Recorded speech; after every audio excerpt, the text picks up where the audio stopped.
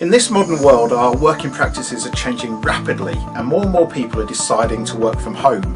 Now, as technology advances, this trend is set to continue, so it's going to become increasingly important that leaders and managers of remote teams have the best leadership skills possible. That's why in this week's Business Booster, we're going to spend the next 3 minutes giving you the golden rules for leading and managing your remote teams.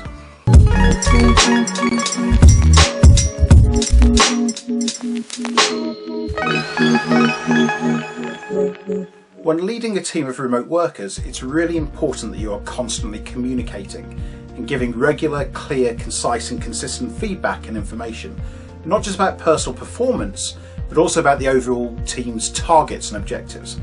However, at the same time, you don't want to give the team the feeling that you're continuously checking up on them, or worse still, that you don't trust them. Now, this is a difficult and fine line to tread, and finding the right balance can be time consuming, but it's a skill you must master if you want to become a good virtual leader. One of the ways you can solve this dilemma is to set up regular and repeating or reoccurring team meetings. So let me give you an example of that.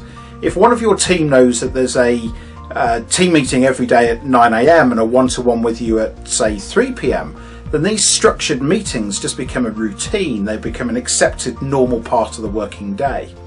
Now, they allow for the exchange of information and allow you to gain comfort the staff member is on top of their workload, but at the same time, and this is crucial, it will leave your staff member feeling valued and supported, rather than giving them the feeling that you're continuously and randomly checking up on them. You also need to ensure your team have clear rules and guidelines for how they are expected to work and behave, and also importantly, how they're expected to interact with each other. As the leader, you need to give very clear guidance about working hours and who's available at what times of day. You need to be clear about who is responsible for decision making and who can assign work and who can't. You also need to give clarity about what resources are available to your staff and how much independence your team do or do not have. Perhaps most importantly, you need to be clear about your team's communication and what systems they should be using at what specific times. So for example, if one of your team have an urgent issue or question, you don't want them spontaneously using Messenger 1 minute, then emailing or calling or using WhatsApp the next. If you allow this, then there's no structure and no reliable audit trail for your work, and your team are continuously having to monitor numerous communication channels at all times, just in case they miss an urgent problem. The third rule is to appreciate that working from home can be lonely and difficult. Some of your staff may feel isolated and cut off and far removed from what's going on at head office. That's why team building is just as important for remote teams as it is for physical teams.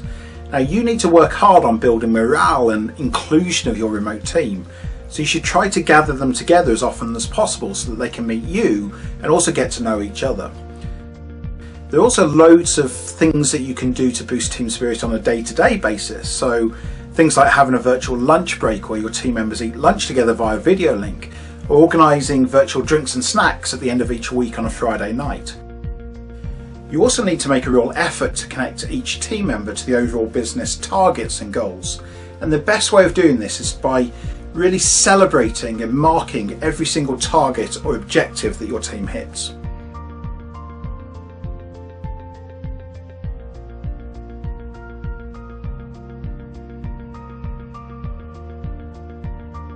For watching our 3-minute business booster, which has been all about virtual leadership and managing remote teams. I hope you found it interesting and informative. If you'd like any more information, then please visit our website at www.grunbolds.com. Otherwise, we hope to see you next time.